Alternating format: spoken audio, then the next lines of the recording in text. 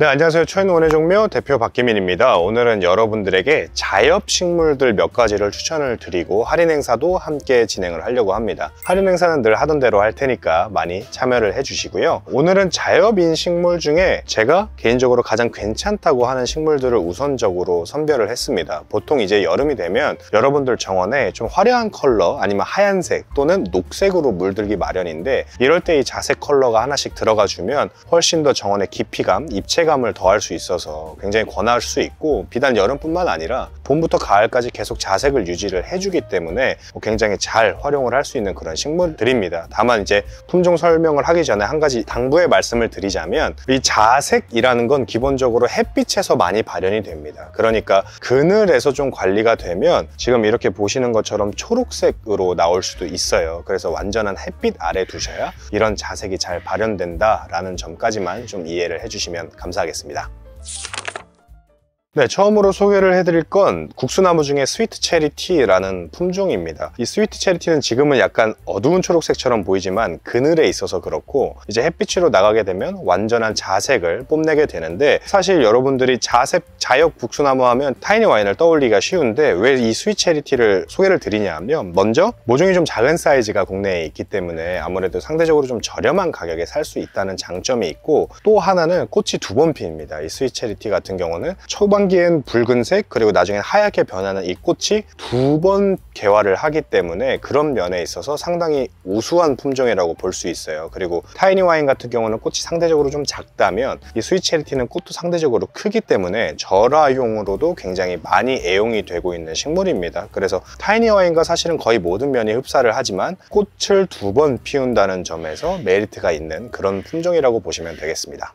다음은 말채나무 중에 나이트폴이라는 올해 처음 들어온 신품종입니다. 지금도 그늘에 있었는데도 어느 정도 어두운 이파리 색깔이 잘 발현이 된다, 이렇게 보실 수 있는데, 이 나이트폴 같은 경우는 사실 완전한 보라색 자색이라기보다는 거의 흑색에 가까울 정도로 굉장히 어두운 밤의 컬러를 가지고 있어요. 그래서 나이트폴이라는 이름이 붙여졌고, 기본적으로 이제 흰말채 계열에 속하기 때문에 줄기는 붉게 물듭니다. 원래 말채를 가장 많이 쓰는 이유가 겨울철에 줄기 컬러에 빨간색 또는 오렌지색으로 컬러가 들어가기 때문에 많이 쓰이는데, 그 컬러의 붉은색은 그대로 유지를 하면서 대신에 이제 이파리가 트는 시기에는 상대적으로 말채나무가 좀 볼 게 별로 없었는데, 이렇게 이파리도 어두운 색깔로 다크 컬러로 들다 보니까 그런 면에서 사계절 다 활용하기 좋은 그런 식물이라고 보시면 되겠습니다.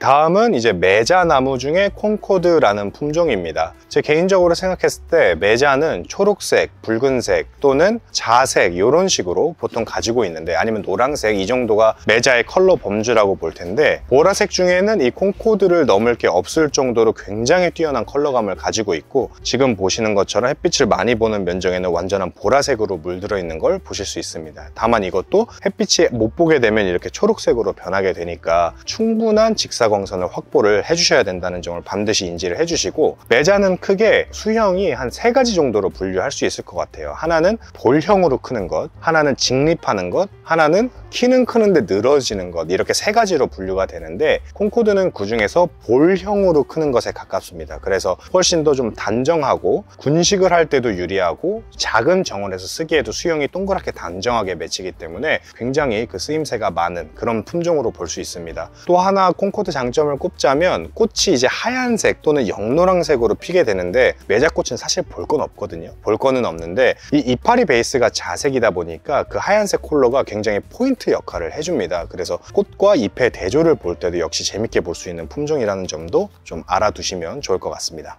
다음은 이제 자엽 자기나무입니다. 제가 한번 몇 차례는 소개를 했을 거예요. 몇 년 동안 제가 유튜브를 하면서. 그만큼 제가 이제 좋아하는 품종이고, 지금 이쪽으로 자엽자기가 어느 정도 큰 나무가 벌써 개화를 하고 있는 걸 보실 수 있습니다. 자엽자기는 지금 보시는 것처럼 완전히 선명한 자색이 이렇게 미모사 잎으로 펴서 열대식물을 마치 연상케 하는, 또는 관엽식물을 연상케 하는 아주 독특한 컬러감을 가지고 있다는 게 이 품종의 가장 큰 장점이라고 볼 수 있고, 실제로 자기나무 중에 전 세계에서 가장 많은 인기를 끌고 있는 품종이기도 합니다. 그래서 지금 보시는 것처럼 이 독특한 이파리를 베이스로 병솔 모양의 분홍색 꽃을 피우게 되는데, 기본적으로 일반적인 장애나무는 초록색 잎에 병솔 모양의 꽃을 핑크색으로 피우게 되거든요. 요즘 아마 여러분들이 길거리를 다니다 보면 많이 보게 될 거예요. 그런데 이 자엽자이 같은 경우도 똑같이 핑크색으로 피는데, 이 보라색하고 톤온톤으로 움직이다 보니까 훨씬 더 좀 화려하고 이국적인 느낌을 자아낸다는 점에서 이 품종이 굉장히 훌륭하다라고 볼 수 있을 것 같습니다. 그리고 제가 누차 말씀드렸지만 이렇게 이국적인 그리고 열대식물적인 미관을 가지고 있는데도 불구하고 월동도 잘한다는 점에서 이 품종 역시 굉장히 여러분들에게 권할 수 있는, 키가 굉장히 많이 크는 나무이기 때문에 포인트목으로 권하기에 굉장히 좋은 수종입니다.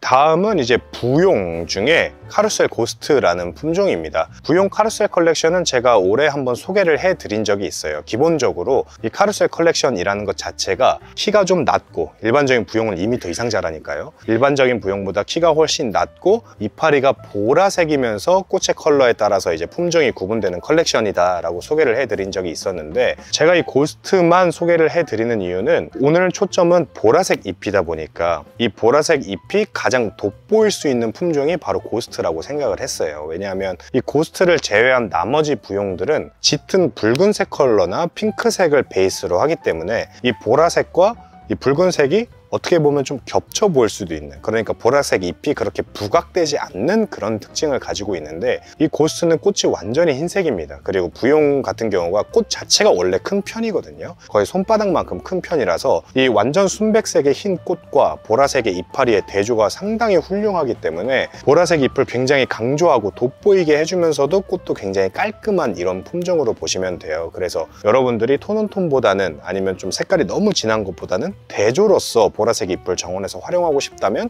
가장 권할 수 있는 게 바로 이 고스트라는 품종입니다.